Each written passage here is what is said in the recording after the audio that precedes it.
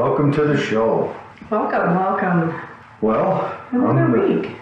Yes. We have news of the week. Yes, we got some good news, or strange news, or... Yeah, I've got a good news story and then an honorable mention, which, I mean, it's weird in its own right, but... My news is nothing but love and fun today. Awesome. Do you remember who Jose Conseco is? Yeah. Baseball player. Yeah. Well, Jose Conseco made his name hitting home runs, but his latest project is a pitch to go Bigfoot hunting. Really? Jose? Yes. We want to interview him. He posted 2 tweets on Tuesday night offering to take a few lucky people on an expedition tracking the mythical beast and a real alien. Yeah. The first. He went on like record with this. This is on Twitter. So what do you think he made? You think that when you reach a certain level of money in the bank, you can just say and do whatever you want? It's like age and money. Well, he's retired, so... When I'm 90, I can say anything I want. Anything. I think 90-year-old ladies usually do. You ever watch those 2 grannies argue on YouTube? I love it. Like, I may even start biting people. Totally acceptable. Those old sisters calling each other stupid names. Anyways, the first tweet says, go on a Bigfoot and alien excursion with Jose Conseco. What? You can go with him? That's what you do. Contact Morgan Management at 702. This is another way to make money. He must have fallen on hard times. Well, it could be. It does cost you. Yeah, I'm sure. For $5,000 cash. That's not too bad. Only 5 lucky individuals will get a golden ticket. What? Oompa Loompas. Like really? Ain't got nothing on Bigfoot. Travel in his custom RV to an authentic alien sightings and wild. So I wonder if he's really into this or if his publicist is like, all right, this is going to draw some attention. Kind of like when Britney shaved her head. Like, you're no longer relatable, you're no longer relevant. We need something that is going to put you at the top of the topic. He may have. Okay. In the past, he's posted that aliens have given him the secrets to time travel. Oh, so this isn't new. I'll say. It seems like he's been interested in this for a while, and so now he's offering a service where you go with him and he takes you to Bigfoot sighting areas and alien sighting areas, and then you get to see if your investment in Kegels has been worth it. I think Kegels would be important for both of those. Yes, definitely. One you don't want to give the wrong impression to, and the other you don't want to fit. Well, not just that, but it'd be embarrassing to be with Jose Conseco and soil yourself. True. Now, okay, this has to be... like, he has to have used all the drugs, had all the prostitutes that used up all of his money. Well, he's 54 now. So he's young. And he's taken 5 people out on an excursion. It doesn't say how long the excursion is. Did they all come back? Everyone okay? Hasn't said whether they've gone yet. Oh. Now they have filled up their first roster. So he's made 25 grand on this. Listen, in my next life, that's the job I want. I'm thinking we need to get an RV. Yes. And for $3,000... bargain basement prices. We will, every week, I don't know, go to places where UFOs have been seen. We'll go to Area 51, load up the RV with people. I mean, spring break will be a blast. We may have to pack in 10 people. Because spring break, you don't want to have an odd number like 3 dudes, 2 girls. Then it's just drama. Or 2 dudes and 3 girls. You got to even the numbers up. It could be like Big we Brother. have to sit it like boy, girl, boy, girl, boy, girl. Yeah, it'd be like Big Brother meets that MTV reality show. The what was that one they used to have? Real World. Oh, Big Brother. They stuff them all in a house. Yeah, Big Brother meets Real World. Big Brother being the government, correct? Meets UFO hunters. No, Big Brother, the TV show where they have cameras all over in the house that watch you. Oh, I see. So we would watch them. And we attack it from every direction, right? People go hunting UFOs with us. We videotape, not in their private little birds, but, in the open arguing. maybe we can have video cameras in the burst. We'll smear Vaseline on it so you can't see who's doing what, but it's still YouTube friendly. It's just noises and smudges. I'm thinking. Could be a real show. New business model. Yes. As confusing as that all We'll just sounds. get a semi-truck and the trailer will be the house. For the love of Pete. Okay. But Conseco. do you think that he's just trying to make money? Like maybe he's burned through all his cash?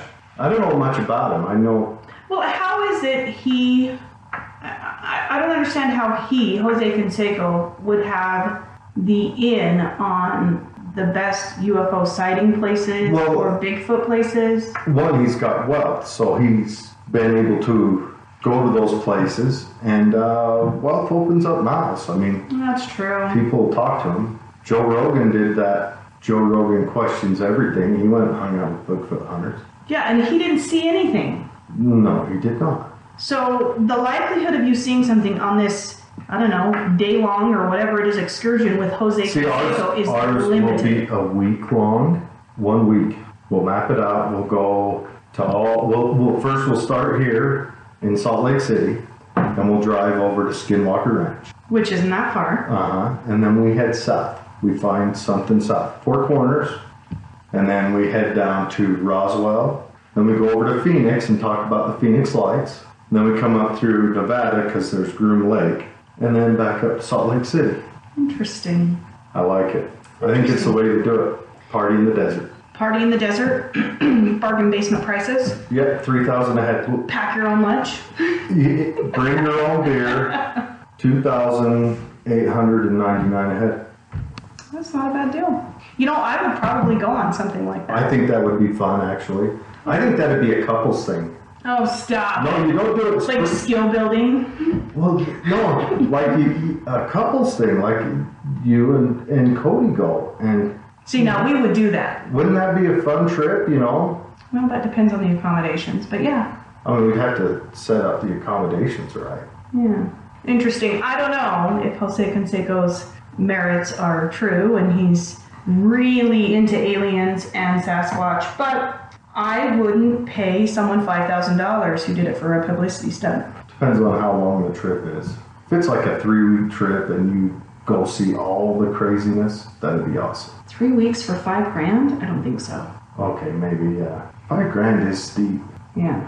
But anyways, people go on cruises that last a week and pay more than that. Interesting. Does it have an open bar? And they don't see aliens or Sasquatch. What if you did? That would be cool. So it would be like a bonus. I would pay $5,000 to see an alien or a Sasquatch. You would? Yeah. They both scare me. See, the idea that, you know, perhaps they could be real is enough to deter me from actually searching. Really? Yeah. So you're afraid you might find one? Yeah. You might and get then the what? experience. Yeah. I don't know. Well, it changes your entire paradigm because right now you just talk about it kind of in theory and perhaps they are and these people have had these experiences. Say we leave this room, the podcast room, walk into the hallway, there's a gray standing right there. And he's just waiting for us. Your paradigm is shattered. Your entire universe is just tilted off of its... A gray alien and George Norrie because, you know, if there is grays, they talk to him first. I mean, Annabelle's gone now. Right.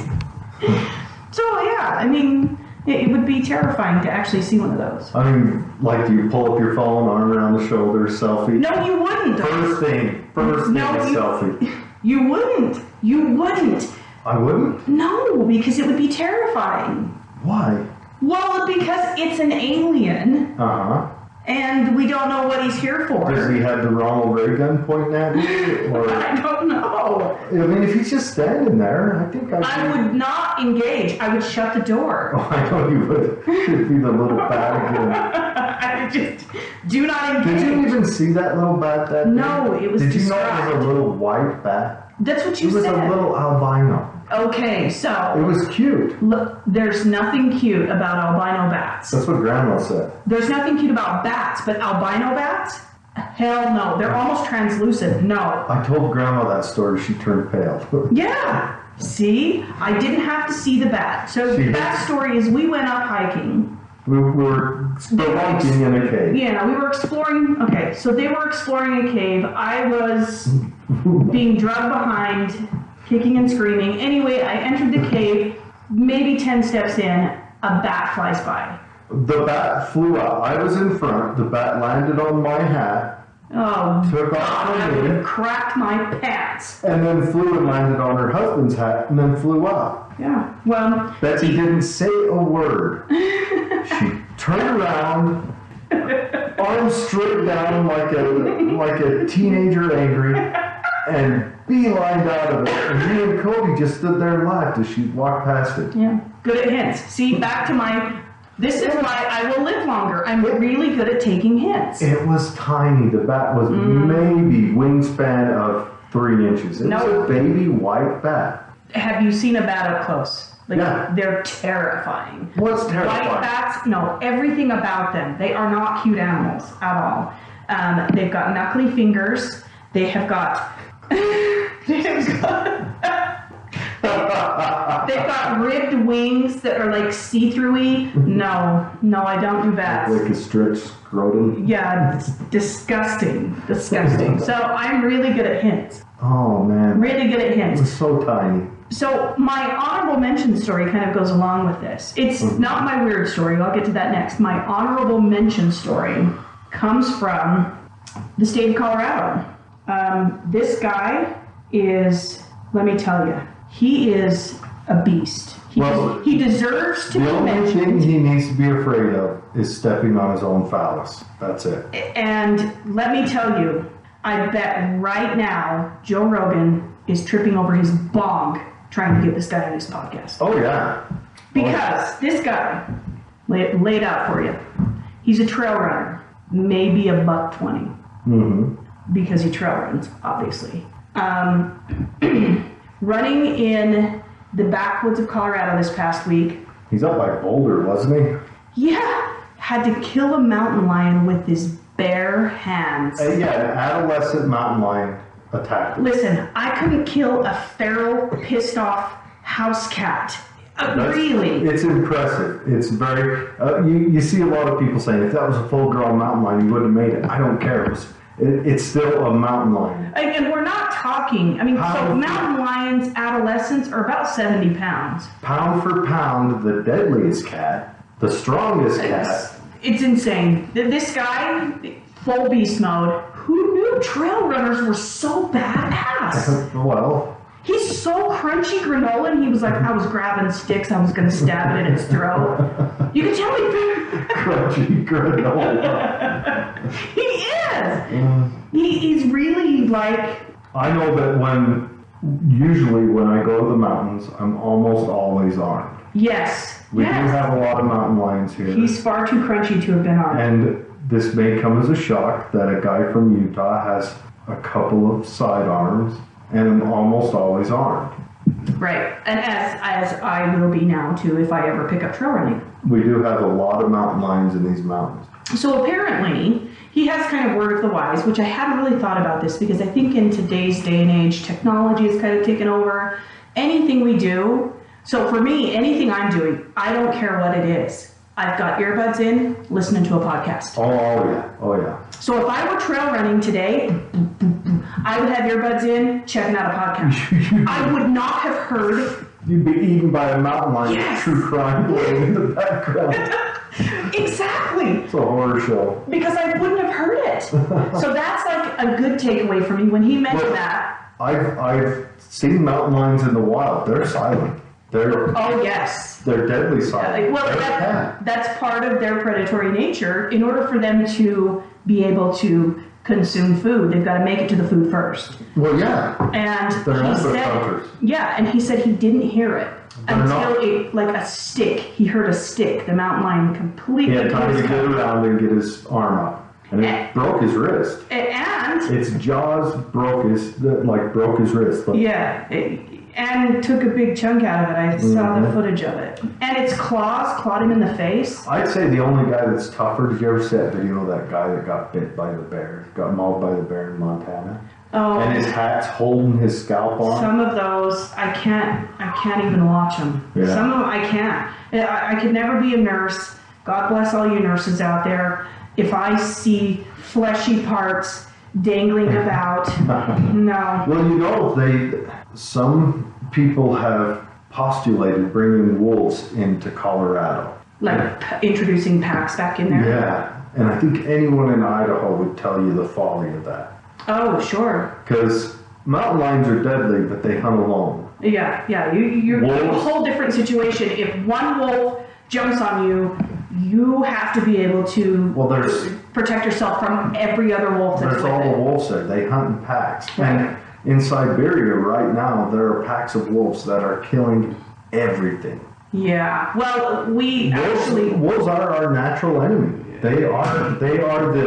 They're intelligent and they hunt in packs, and that's every other animal we can defeat wolves too, but the wolves are the ones that pose the biggest threat to humans. Well, wolves and mosquitoes. The Idaho Fish and Game can attest to some of the issues, not just human-wise, but they've tried to reintroduce the bighorn sheep, and upon introduction, it is like the buffet has opened, and these poor sheep that they're trying to repopulate into the mountainous areas are decimated by these wolf packs. Yes. And I understand why they wanted to reintroduce the wolf pack, but I think that they didn't take into account just the natural cyclical nature of wolf packs, that there are times when there are many because the food is bountiful, and there are times when there are few because the food is not bountiful, and to mess with that, it's never a good thing. Wolves are very dangerous, and Colorado is populated, and all you need is to have a wolf pack run down a couple people. Well, and Colorado is populated with people like this guy that are nature-loving people, so they want to be out in nature. So this guy, the takeaway from that, at the end, he was like, so I have some advice for anyone. I was like, take a weapon, take a weapon, take a weapon. And he was like, don't wear your ear pods. I was like, well, that was directed at me. Well, the thing about my earbuds is they lessen the sound of the firearm as it goes off. No, true. Save my hearing. True. So my weird news story, kind of along the same lines, surprisingly, a little different. So this guy's trail running, and a cat jumps out, and he collides with the mountain lion. However, my weird news story happens in British Columbia. A teenager is sledding and it's caught on video. He has a mid-air collision with a rat. A rat? A rat. In Canada. Yeah. So it's a French-speaking rat. So it's that Disney cartoon. What was it? It's named after a food. What's that cartoon called? It's named after a food. What's that cartoon called? It's the Ratatouille. Yeah, Ratatouille. Ratatouille. The L's are silent. Yeah, what is Ratatouille? It's a dish. Ratatouille is like a stew that contains like everything that's left over in the kitchen.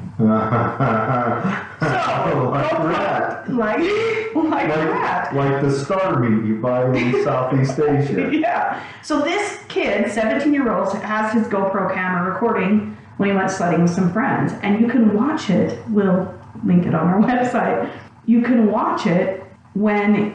Like, he thought it was a piece of plastic, because, like, slap the rat. Is it a big rat? It's a big rat. What's the rat? Okay, so many questions. Did someone throw the rat? Was the rat, like, playing around in the snow and jumped into the sledding 17-year-old? How does the rat become airborne is my number one question. Okay, can rats jump? Yes. God bless America. They can jump. They can fit through tiny holes. If I ever see a jumping rat, I am going to burn my house down. You've never seen jumping mice? Those field mice, they jump all the time. No, I've never. Oh, yeah. I am not a rat lover, mice lover, any of that persuasion. If I was sledding and a rat jumped into my face. We could tell what happened by the color change in the snow after that. I would have PTSD. The rest of my life. You remember when we were kids? That would be the same. Remember when we were kids and that pot got the tip of my thumb off? And you smashed it? I was trying to help the cat. I was little. I was like 5. Oh, I can't do rats, flying rats. Oh, I would have to bleach my face. Oh. So that's my weird story. Poor kid. He's going to need counseling, I'm sure. Well, he's a boy. He's probably fine. Oh, yeah. He probably found a rat and slapped it back. I don't know. Have you ever seen a banana rat? No. Look up a banana rat. I can't look at banana rats. Do they sell them in the, or do they sell them? Do they come in the albino persuasion to make it even more? But they're in tropical areas. Okay, I'll never live there. The reason I don't live in Florida. They're about this tall. The reason I don't live in Florida is because opossums look like giant pink rats. I had an encounter when I was traveling. It rolled over, played dead. I freaked out, man. It wouldn't move out of the sidewalk. So we were at like this playing chicken stalemate, and it was staring me down because it was like, I don't know, they freeze apparently. And it had bushes on. I didn't dare jump over it. What if it took its pointy little nose up and bit me? I literally called my boss and made him come out and rescue me. He was like, walk around it. I said, I can't walk around it, Dave. I can't do it. He was like, step over it. It looks like a giant baby pink rat. The reason I'll never live in Florida. That's the reason right there. Look up banana rat. They're about the size of a mid-sized dog. A dog? No. I can't do. So down in Cuba, we had an outdoor movie theater because it's hot as hell there and not a lot of buildings and stuff. And so you'd sit in bleachers and watch a movie. And in the military, you wear flip-flops whenever you're not at work. And they would come up and chew the edges of your flip-flops away without you noticing until you felt a whisker tickle your foot or something. And you look down, your flip-flops perfectly match your feet. They would chew all the rubber out, and then they would follow you. So the few times I've been inebriated down there, it was only a handful of times. Only a handful of times. Yes. It was by accident as well. Yes. But they would follow you in packs. We're talking 50 of them. And when you're drunk, your mind wanders, and you start getting scared that, what are they going to say when a banana rat eats you? Yeah, what were your obituaries? I got chased by a land crab, too. It was about the size of a volleyball. A land crab? Big, round, white crab. Oh, God bless it. This world is full of far too many creatures that I cannot stomach. So these banana rats, I looked at a picture of it. They they don't look radish. They're pretty hairy, which creeps me out. Rats are hairy, too. Yeah, but they're usually pretty smooth. I mean, this guy's fuzzy. No, look up a rat. They're fuzzy. God. Look up a New York City rat. They get bigger than that. I've seen rats in New York City. It was a short walk. I was going to walk to dinner.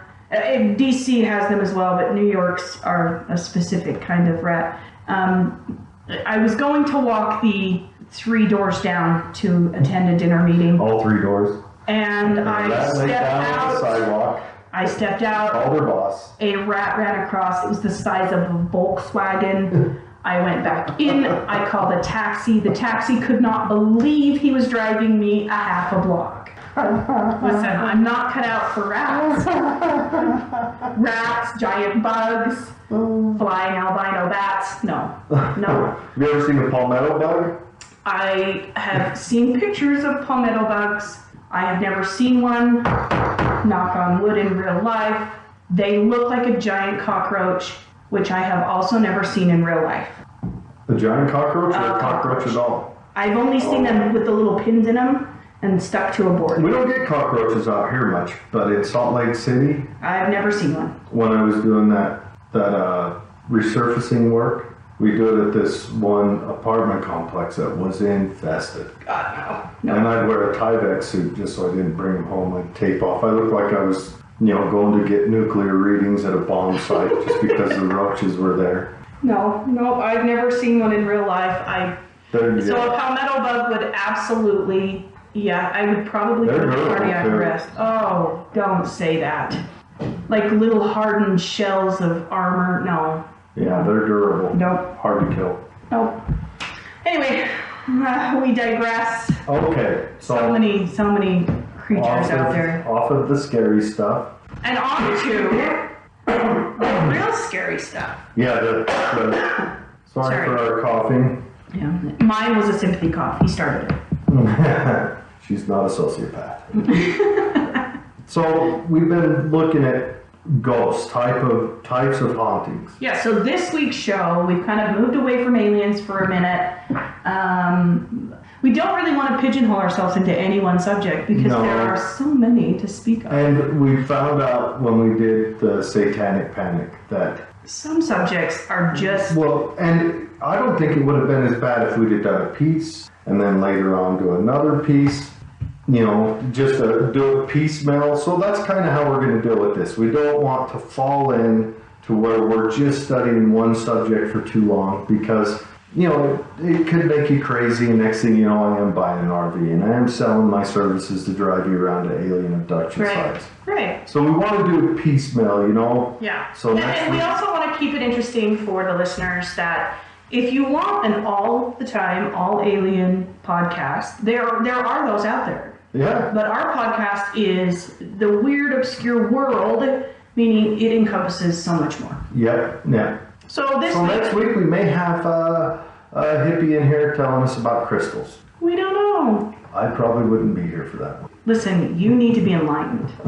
We talked about this. I had granola this week. You did. Good job. Step 1, eat granola. Listen, now when you're making your own granola, then you're moving into the next element. You know what? You know, tofu's quite nice when you fry it in bacon fat. Oh, yes, it loses all of its attributes, but yes, I'm sure it's What great. attributes does it lose? Well, flavor, for one. It has no flavor, so you were introducing flavor. So it gains attributes.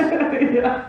I like tofu in miso soup. It's the only time I ever eat it. I like it then. I like it in a lot of those dishes. I've had it to where, I don't know if it was breaded and fried and then put in like a rice thing, but that was pretty good. Thai restaurants and things like that. You know, I don't mind tofu.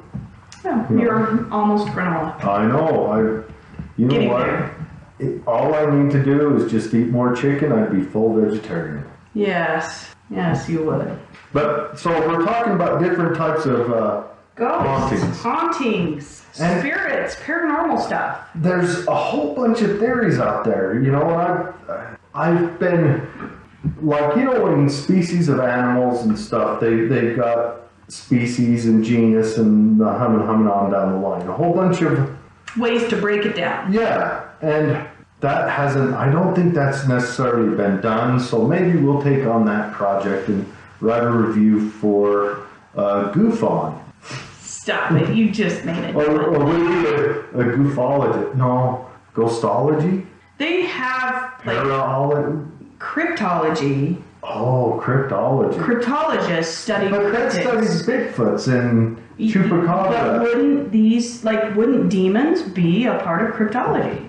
Because, I mean, technically... Would it be spiritology or they have to paranormalology? I mean, we need to figure that out. Betsy's going for our ufologist. She's joining MUFON, and I am going to become a hauntologist.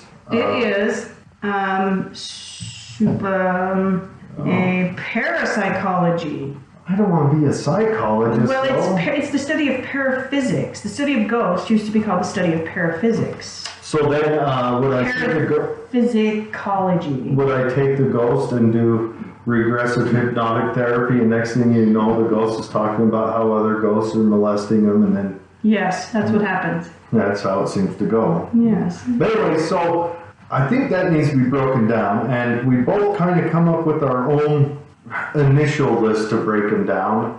And do they match? Probably not. And are either of them accurate? There's probably a better chance that Betsy's got a better list than mine.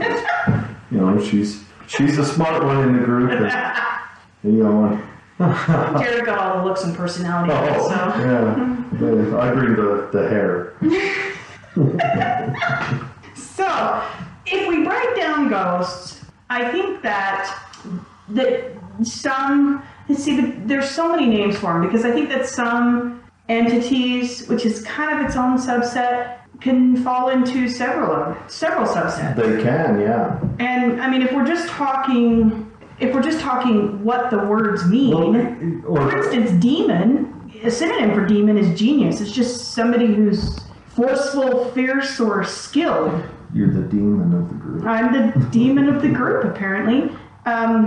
Expert, master, virtuoso, those are all synonyms for demon. Virtuoso. So I think that initially what I want to understand, and some of the... See, this is the dive. Now, Betsy has had experience with ghosts. I actually have. I may have, but I happen to think it's experiences with my imagination. That's where I lie right now. And my experiences have been of a physical nature. So it would have to not just be experiences in my mind. It would have to be an experience that is unexplained, that has to do with things physically taking place. Well, should we lay out the kind of our theories on ghosts and then tell our stories, or should we just tell our stories and then see where they break down? My theory, let's do theories. I believe in ghosts. Okay. I don't know if I believe in demons and entities and things that were never human, but I believe that, and not ghosts in the, ooh, I wear a ghosty white sheet kind of ghost. But ghosts in the boy band haunting? No. Ghosts with the idea that as our cells that we are all made of, that everything is made up of, divide and die and divide and die and are reborn and recreated. I mean, 1 billion cells a day. 1 billion cells a day. So that's 1 billion cell deaths a day, just in my human body. That cell death has residual. And that residual, it is still surrounding us. Isn't it your stomach and your intestines, your digestive tract replaces itself like every 24 hours or 7 hours? It's crazy. So what you're telling me is there's a tongue to asshole haunting nonstop. You're taking it too literal. What I'm saying is that as people pass on, I was the 75,000th cell in the colon. Yeah. Oh, or boy band. No, what I'm saying is that if our entire body dies, say it's a tragic death and it all dies at once, that the residual left behind, we are still very much a part of our surroundings. So how much of that is intelligent or unintelligent, I've yet to determine, but I will tell you that I have had experiences that seemed very intelligent. Okay. They seemed very purposeful, that were not just experienced by myself, but by other people that were present. So they were a physical manifestation of energy. And I think that we are all created of energy, so that is a possibility. Well, let me go through my list real quick of what I've studied a lot, and the list that that does an initial breakdown for me the best is this one that I found. These lists are written everywhere, so just throw a dart at the internet and you find it. So you've got repeating entities or repeating visions, which is, I don't know so much as a haunting or a ghost. I mean, it'd be a haunting, but it wouldn't be a ghost. It's more of like a wrinkle in time, like an emotion, like Gettysburg. Yes. They say they see battlefields at Gettysburg. And it's been claimed that they see people on the battlefield that lived through Gettysburg and lived after. And so, obviously, that would be on the list of something so emotional and so strong happened that it left an imprint on a timeline, and that timeline repeats itself. So that's a non-thinking apparition. And that would go along the lines of my theory, because there would have been a huge release of this internal core energy with the amount of deaths that happened all within a short time span. Yeah. So that energy, I mean, it has to go somewhere, right? Well, yeah, but then there would be parts of China where the Mongols went through that. Which may be why all these scary movies come from. I mean, it'd be uninhabitable. I mean, the Arabians that went through there from the Caliphate talked about seeing white mountains, and as they got close, it was mountains of bone. Yeah. I mean, you know, when the Mongols rolled through and killed enough people to change, like, the ecological climate. Yeah. That's where you're talking. I mean... This is what I'm saying. Or what about Cambodia, where the Khmer Rouge kills 1/3 of its population in, like, 2 years? And what if that energy is repurposed? And that's where these theories of being reborn come from, is that this energy has to go somewhere. And I mean, as supreme creators of this energy, we are using it up again. So it's not just sitting kind of... So, well, we do know that all life is created from stars, but not just all life, everything. Sure. Everything with substance is created from a dying star. Everything. I mean, there is no sodium metal. There is no carbon. Well, carbon is created en route to dying. But all the rest of that stuff is created when the star dies. Right. Like our star right now isn't creating gold. But when it does die, well, actually our star doesn't die big enough to do that. Only big stars die big enough to create gold, you know? So everything's repurposed. I mean, right. So, it all goes back. And I've been to Gettysburg, and I felt very emotional at Gettysburg, walking around and seeing the terrain and the size of the place. It's huge. The distance between the two hills and where everything happened. On paper, it seems very small and intimate. But I've also been to Gettysburg, and it's awe-inspiring. It really is, and it's and hot. Of course, then it was like the end of the little ice age, so it wasn't as hot. But man, I was dying. If legally I could wear fishnet stockings and a fan, I would. I was wearing shorts. They were too long. I was wearing a t-shirt. It was too thick. Yeah. I had too much clothes on. I'm bald. Too much hair on my head. Yes. It was too hot. It was too much. Yeah. Yeah, I agree. So I think that these classifications of ghosts are perceptive. I think that given that I have actually had personal experiences that I just really couldn't explain any other way. I'm super analytical, and albeit have tried to explain these any other way, I just could not explain them any other way. Well, yeah, and back to the list. Then you've got the intelligent.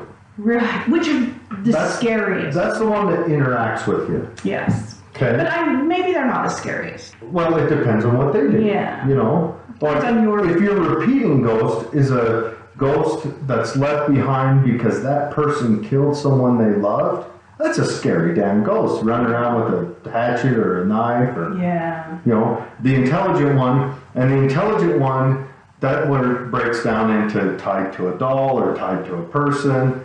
And it could also be a moment in time, but it's intelligent means it can interact with you. So it can adjust its behaviors according to you. And the theory is the intelligent ones were actually people. Yes. Or intelligent beings. Well, there's actual ghosts that are left behind, where repeating is more an imprint in the timeline, and an intelligent one is a part or a person left behind. And again, to this subset, I guess a person left behind could be both. A repeating ghost. It could be, or something they did could be repeating itself, and now they are intelligent ghosts. Repeating is more, repeating does the same action, doesn't deviate, doesn't notice you, it does its thing, you know. The most benign of all hauntings would be a repeating ghost. Yeah. Because you're just like, it just does that. And then after those, you've got poltergeist, noisy ghost. Noisy spirit is what it means in German. Because everything they say is so gentle. Poltergeist. And they gotta get gravelly with it. But anyway, so poltergeist.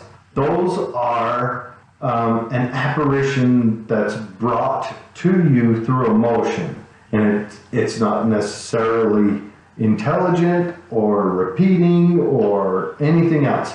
And they pop up through emotion and disappear just as quick.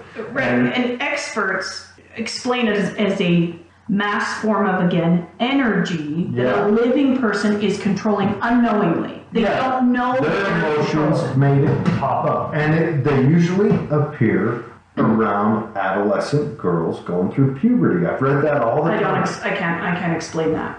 It's emotion. Let me tell you, any poltergeist in my house came from the fighting of my boys. But it's emotion. Yes. Boys don't fight with emotion. Boys fight tactically. Girls do hair with emotion. Put contacts in with emotion. Everything's emotion. Yes. Right?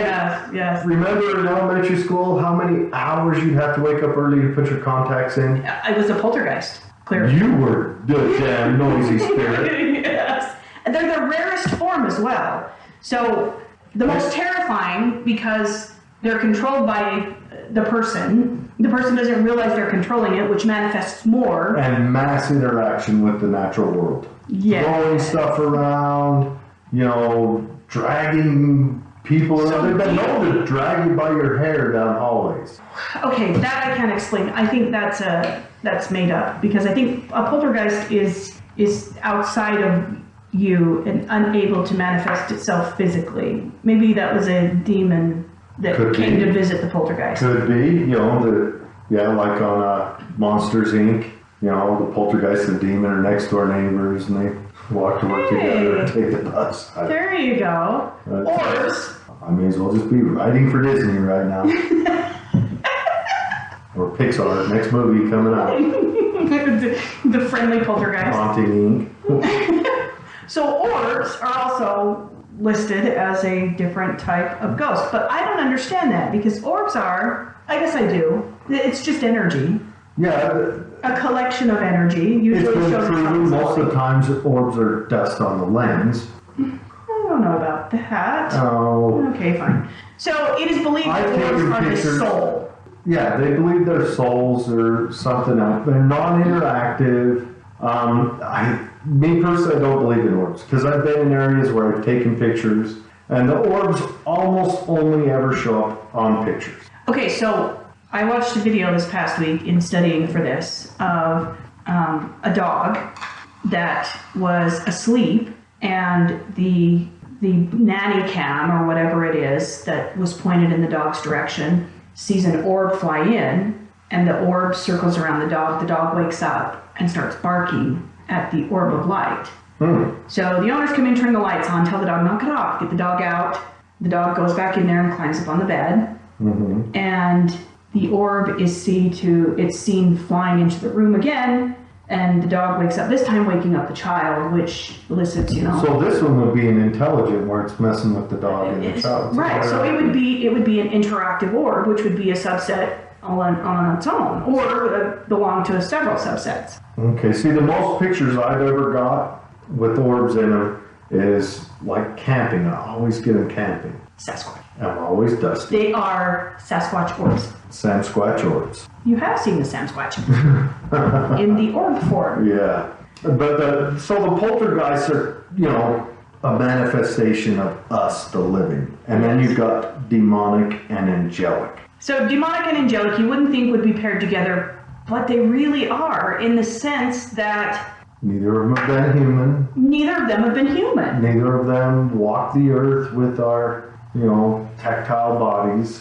And demons, they appear as early as the New Testament.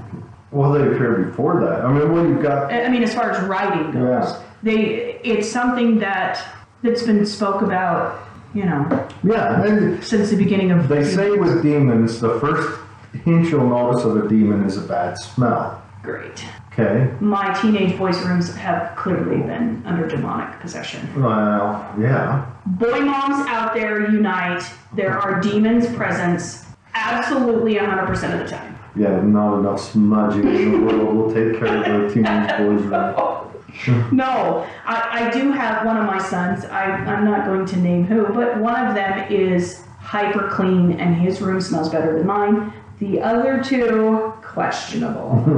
And my little guy, I mean, like, buddy, you need to wear deodorant. You're only 6. Like, we got to start early with you because he's developing boyness, and his room is starting to. Scent. Yeah, it's starting to have like strange demonic smells. Obviously. Well, do angels smell good? Ooh, like vanilla and cookies. They must smell like cookies. Grandma's house has angels in it. Yeah. No, Grandma's the angel. Yes. She's always making cookies. Yes.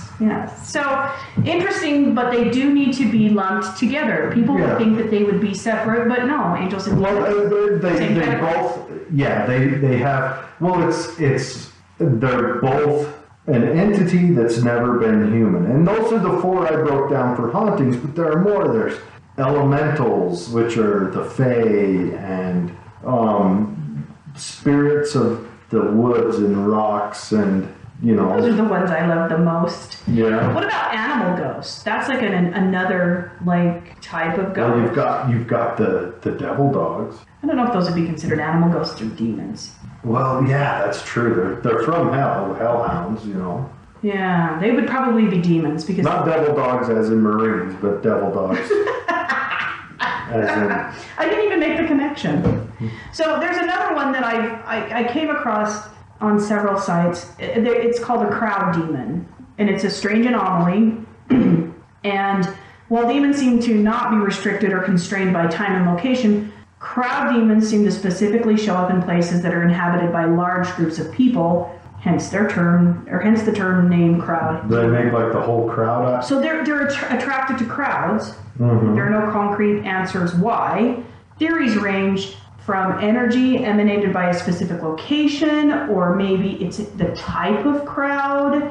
Like maybe mosh pits have a specific crowd demon, and big sermons have another specific crowd demon. It's been known forever about mob theory, that mobs get in and emotions and they build on each other, and then next thing you know, mobs go out and do horrible things. So I think what bothers me about crowd demons is they look like reptile-shaped heads. And was there like pictures of them? Well, yeah, here's one picture. It's an unexplainable image that appears in crowds, and there's thousands of them. Are you sure that's just not our ruling lizards And that's what I'm wondering. Changing? If aliens that will be one of our shows. Are actually demons, and perhaps Nordic aliens are actually angels. What if it's the other way around? What if the ugly aliens are angels? And the beautiful blue-skinned or the Nordic aliens are the demons. Demonic. Now that makes sense to me.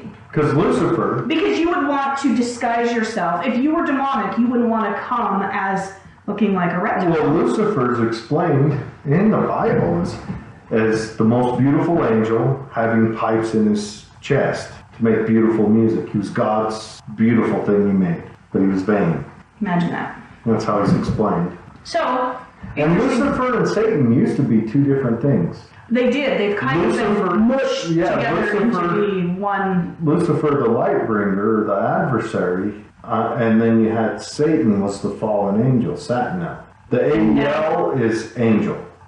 You've got Ariel and Michael and Betziel that's angel. And Jarediel. Yeah, and then when Satnel went against God and deposed God, is when he fell that he took the AEL off his name. Interesting. So it's been kind of mushed together and diluted somewhat from its original version. Mm-hmm. I mean, this was only 6,000 years ago when we were created. Only, yes. Just the blink. And I take umbrage with the creation of all of these because I think that they're religious based as a scare tactic. Demonic possession, things like that were clearly something done, and if you look it up, I have had the opportunity to do that, the exorcism of demons always ends up in a sermon. If you look up any exorcism video that is done like in a documentary style, it has a sermon at the end of it stating that, had you been closer to God, this wouldn't have happened. Don't fall prey to music and Ouija boards and things of the natural world, and you will not be demon possessed. So I believe that all of the derogatory names and ways that these things are predisposed to us is religious in nature, and it's done as a scare tactic. Another one, the vortex. So that's a phenomenon that happens, as can be seen or felt by temperature usually. Well, I don't know if the explanations of demons start out as a religious thing to explain, or if they start out as a thought or a experience and then are brought into religion, and then that's how religion interacts with them. In the New Testament, it says, when he expels the demons, it from says, that and they brought unto him days. all that were sick, holden, and divers diseases and torments, possessed with demons, and epileptic. It's funny that they put epileptic in with demons. And he healed them. And he healed them. So he healed them of their possession of demons. But it doesn't say that, is the possession of demons caffeine, as taught in the Word of Wisdom? Is the possession of demons that he drank too much? Is the possession of demons that he was, driven by his worldly possessions? Or is the possession of demons more literal in the sense that a demonic entity had entered his body and he needed to be healed? Well, because then fast forward, psychiatrists prior to the practice. Exactly. Or is the Bible an allegory of stories that have been told from one person to another over a series of 148 years and then compiled where maybe a guy had a boil, went to a guy named Jesus. Jesus cut the boil open, squirted the pus out. It stunk bad. The guy left. Boil healed. Everybody's happy. Then they go to the next town, and the guy had a boil, and one of his eyes was missing. And then the town after that, the guy had a boil and a daughter that was promiscuous. Yeah. And the next town, and So you have to be of one school of thought or the other, which it's fine by me, whichever way you believe. You either believe that the writings in the Bible are divine in nature and a pass down of real, true events, and your perception of those are that, there are holy people, do holy things, or of the other persuasion where the Bible is a book that has been given this gravity in nature that book of archetypes that, if you can pick through it properly, will give you sage wisdom, but if you and historical events, if you take it literally, can make you follow follies. Yes. So have you ever heard it shows up in the Bible. Have you ever heard of the Osset murders? I believe so. There was a guy, Michael Taylor, in England, joined a church. I'm synopsizing. Maybe I should. Maybe we should do a show on this sometime. Okay. Real interesting story. Let's do a show on it. We'll skip this one, sorry, but look forward in the future for a good possession story. Yes. The one I think I love the most is the doppelganger ghost because it touches on two things. Time travel. And the fact that but Jose Conseco say that aliens do that. Showed him how. See, that's what I'm wondering. Are aliens really demons and angels? What if the real Jose Conseco is not good at baseball? Time traveled back. Practiced harder, made himself good, took a little bit of steroids, but not right before the test, became a great one, and then see? And he still looks awful young. So all of these things can be... But there is real time travel. Okay, so doppelganger. I'm gonna cover a book in an upcoming show that I'm currently reading. It's pretty painful to read. It's the Marvelous Travels of the Baron. And it has, I'm not kidding you, it is uncanny.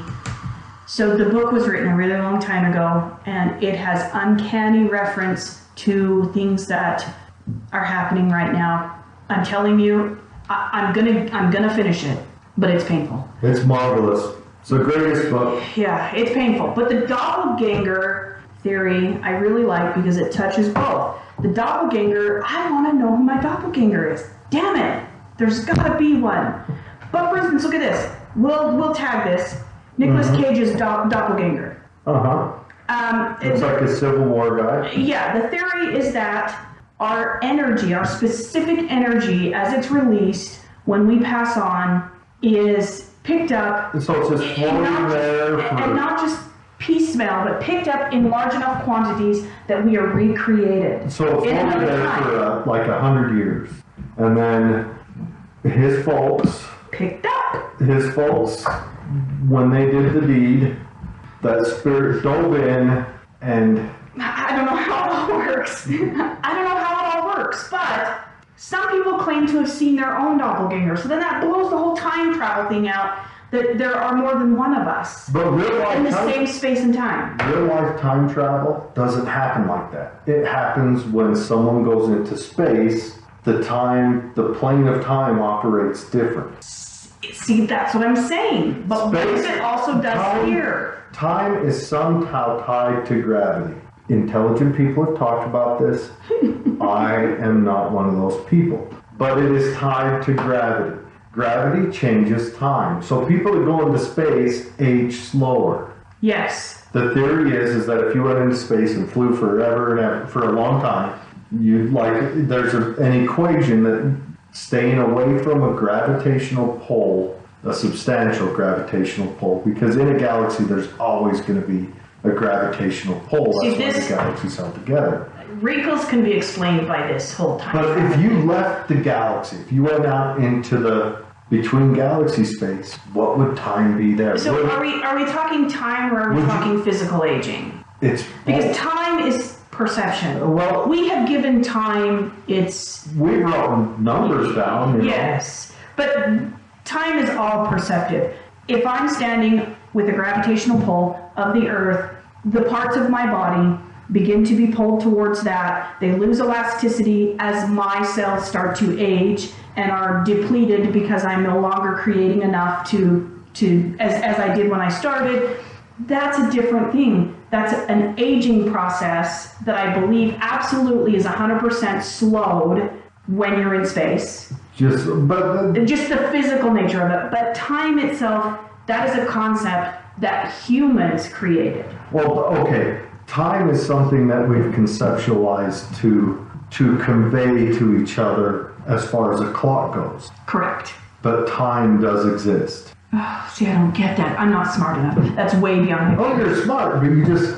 We can't... We're separating the communication of time, but there is still time. There's time that goes back to, the creation of the Earth.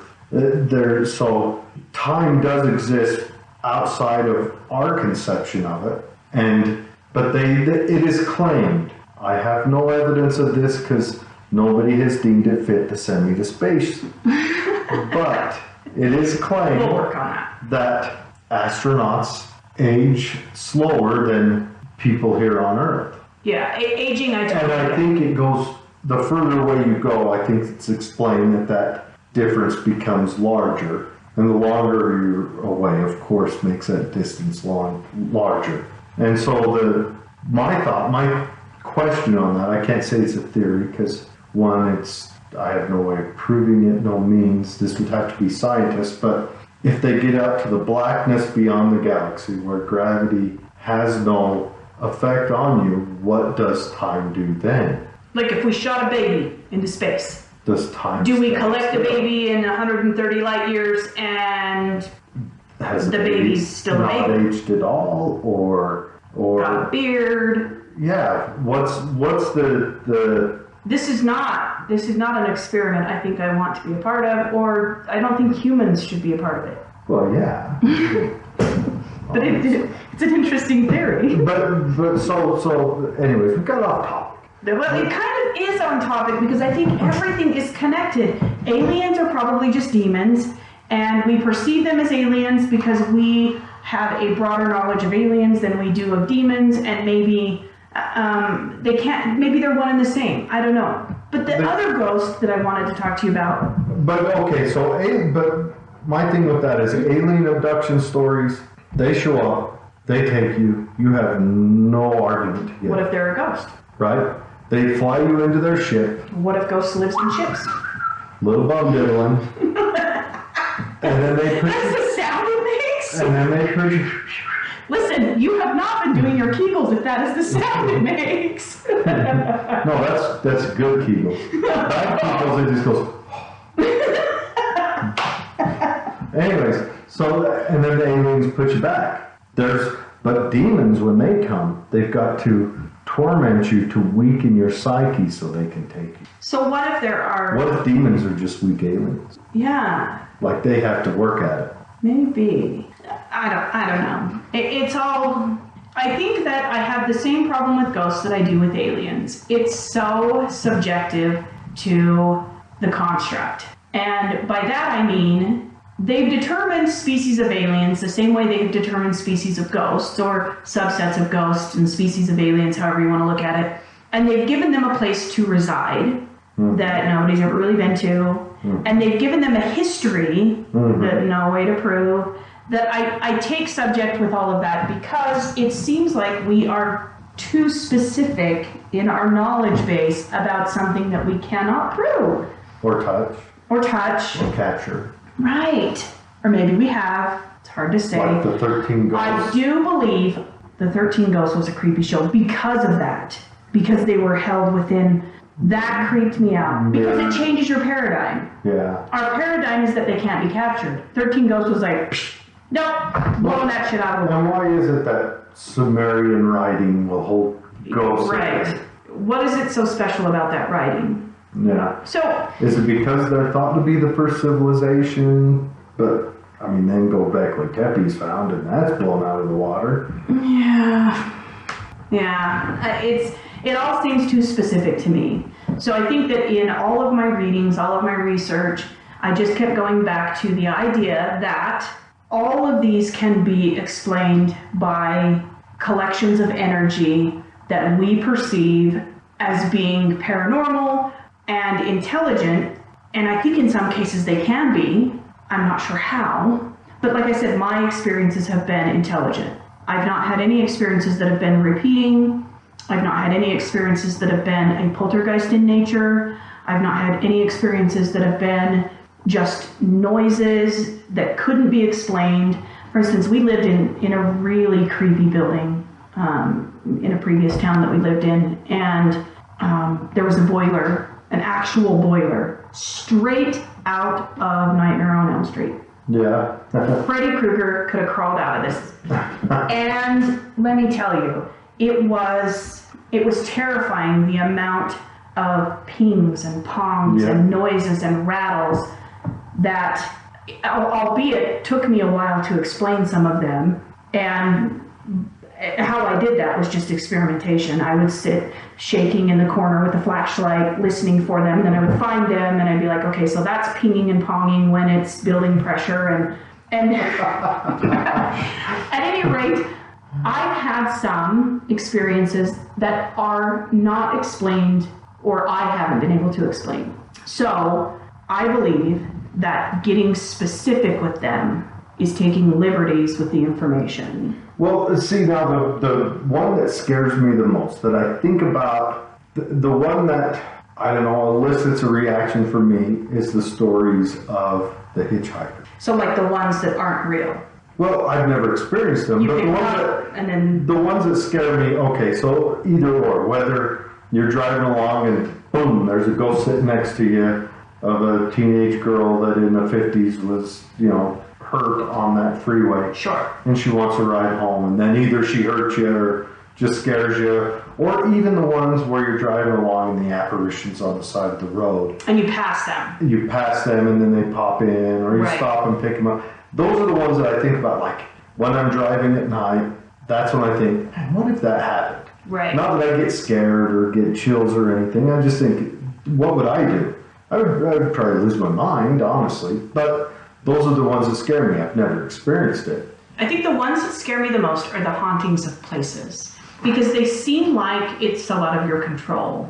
Okay, the ones that scare me the least, to give you a grayscale, are the possessions. I bring a doll home, it's possessed, I drop it off at the DI, problem solved. What if it shows back up? I burn it, problem solved. What if it shows back up? With See, that's the thing. You get rid of it. I think that I could find a way to destroy it, whatever.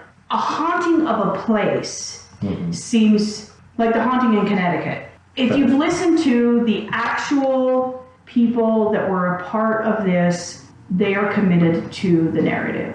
They truly believe they experienced a haunting, the asylum hauntings. The people that work there, not Asylum 49 here, but just asylums all around the world, they experience things that they believe are connected to the place that they're at. Those are the scariest for me because, I mean, there's not much you can do about it. You can. Yeah. I mean, in some of the, there was one on Netflix that was really good. And I think it was just called A Haunting. He burned the house down. So I guess you could get rid of it. But when you build a new house, is it still there? That's the question, because in Poltergeist, it was the ground that the house was built upon. That was in Poltergeist 2. Oh, okay.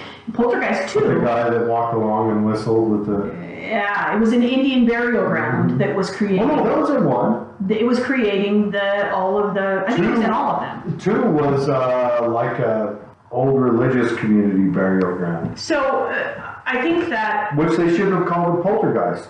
Right. So, cobalt is another type of ghost. It's not one that's commonly found. Cobalt, like the mineral? No, cobalt. It's, you gotta say it like it's a German ghost. Cobalt or something. Oh, no. Ice body. Yeah. So... Talk about being on time. And these ones they play tricks on humans by doing things mischievous. Oh. And they're thought to be malevolent and just kind of taking revenge on persons that have been introduced into their space. So they're tied to a location still. They're tied to a location, sometimes tied to a person. They're malevolent in kind of the way that they interact. Intelligence, still part of the subset of intelligence, because they're not repeating, they do different things. So that was one that also came up, and there's lots. There's so many different subsets that have been defined that it's hard to give any of them a lot of credence. So maybe ghosts are just whatever they're doing. You just describe what they're doing. They can be in whatever, you know. Maybe you can have a repeating ghost that does a lot of stuff, so it doesn't seem like it's repeating, but it doesn't interact. Right.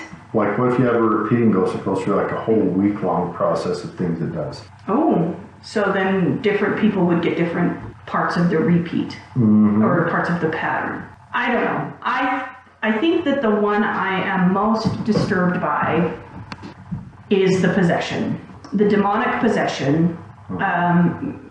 Disturbed by it, one, because it was clearly created in a religious concept. It was used to explain, I think, natural occurrences like epilepsy, or perhaps a brain tumor, or stress-induced psychiatric problems. Yeah, and people have actually been killed in the exorcism process, which bothers me, because we're using religious means to solve physical issues. Yeah. And we still do it today. The Catholic Church still has priests that are appointed for exorcisms alone. Now, I would say it's probably not done. They've gone more advanced, and they have to go through a psychological interview prior to doing it, as far as I understand. Well, maybe there's some like rogue priests, like they're running around secretly. I think the problem is there's no oversight. They've got like a Superman jet. Well, they're supposed to be. Like a legal oversight? Like the priests check in, they're like, their local government? Every exorcism, I think that too, but every exorcism is supposed to be cleared to be done by the Vatican. Okay, back to my original comment. There's no oversight. But the Vatican, which is the hub of the priests, is supposed to be from my understanding of how exorcisms work, the priest gets called, gets requested, right? Okay, I'm going to request an exorcism. I'm going to watch the process. And then the priest comes, interviews the subject and the family, and then interviews a psychologist that says, I guess the psychologist says during, there might be a demon. I don't know. So does the psychologist interview the subject? The psychologist, yes. Just go talk to the psychologist and infer to the psychologist. There's supposed to be a psychology visit done prior to the priest doing his exorcism. As far as I understand. Of course, all of my knowledge is coming from popular TV. Oh. I am not a Catholic, nor am I a priest. So... And that's a huge organization. I mean... Yes. The fact that they still appoint priests to oversee exorcisms, it lends way to the theory that demonic possession was, like you said, either a way to explain natural things, psychiatric problems and issues, or some demonic possessions are just made up garbage and a way for the church to infer its teachings back into you. I have no issue with exorcisms. My issue with the Catholic Church no issue with exorcism is something a little different. Is it a whole other show? I don't want to do a show on little boys and girls being by priests. Well, that's...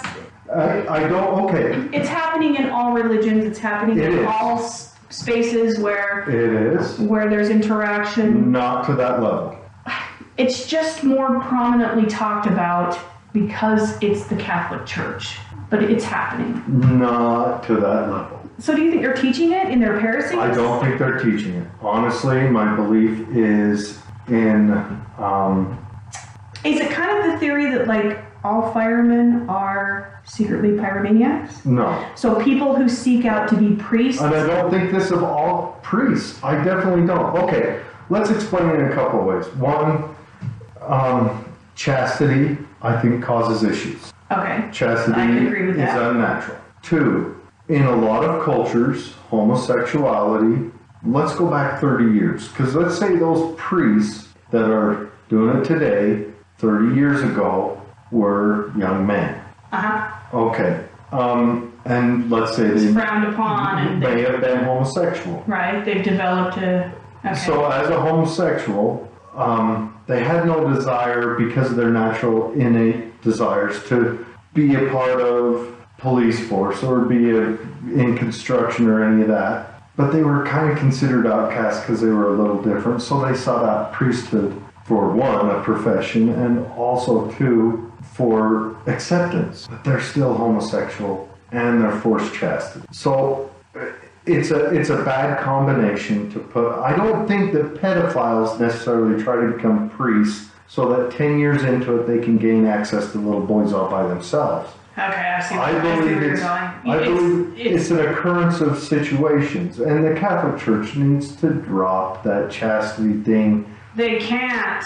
It's part of their teachings. The chastity is doing nothing for their faith.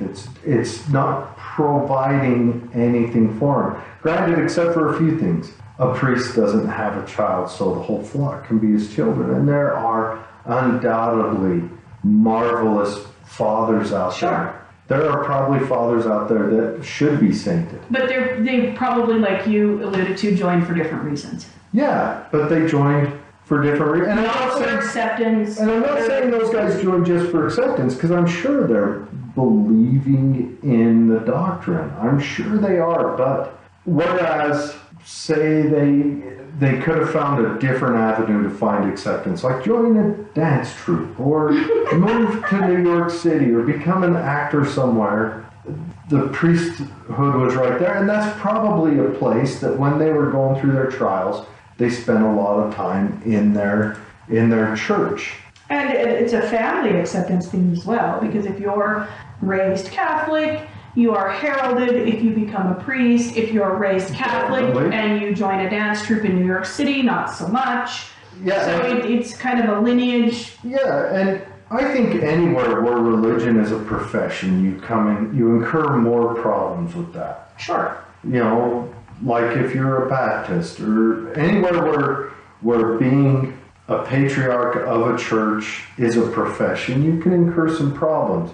The Mormons may have done that right, where their bishops are just, members. Right. I'm not saying they did, they may have, But right. Whereas religion is a profession, but then again, they do go to college and they probably learn more than just faith. They probably learn a lot of psychology and how to help out families. So maybe that's a better way. I don't know. I have no answer for that. But my issue is how the Catholic Church has historically dealt with it. So your issue with the Catholic Church, to bring us back on point, is not demonic possession. It's not exorcism. It's that when it was found that these guys... So why do you think the Catholic Church is the only church that does exorcism? Well, they're not. They are not Methodist, Pentecostal. They do exorcisms? Oh, they have people that do exorcisms? Oh, yes. Really? The Anglican Church did. I think they did away with it because of that story I alluded to. Really? Yes. See, in all of my studies, the only one that came up was Catholic. That's because they're the big one. Exorcisms done by Catholic priests. You need to get a priest. Mm-hmm. So, demonic possession, I have problems with for those reasons. There have been exorcisms done where it was not just one church there, where a Methodist invited an Anglican to come help. Really? That would be an interesting one to cover all by itself. Just demonic possession. We will. A couple months we'll have a show on the... Just the possession. On the Osset murders, and it's interesting. Yeah. So ghosts.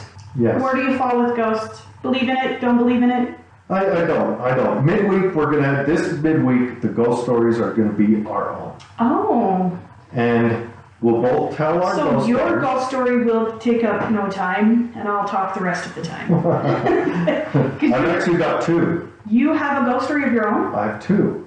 They're from when I was a teenager. I was a dumbass. So you're not giving them any credence? I don't know. Interesting. I'm not going to adjust my life for it. Oh. One of them was witnessed by multiple people. Okay, so we're going to launch this, and then midweek, the following week after this goes live. Yep. Stay tuned for our own ghost stories. Yes, so after you listen to this, the ghost story will be coming out that Tuesday on our Terrifying Tuesday. Terrifying Tuesday. Although he's not terrified. I can see it in his eyes. It's not at all. And mine aren't really. Well, one of them was pretty terrifying. You're just braver than I am. Opossums don't scare you. Palmetto bugs ain't got nothing on you. Banana rats chew your flip-flops. You live to tell about it. I can't remember what movie I was watching at that theater. I run from albino bats. Yeah, baby, infant albino bats. Yes. The thing could have fit like wings spread in the palm of your hand. He doesn't know. Cute. He didn't measure it. It could have been a giant. Had little pink ears on. It landed on my hat. Ay. Thanks for joining us. Yes, thanks. Great show. Have a wonderful week, and we will talk to you soon.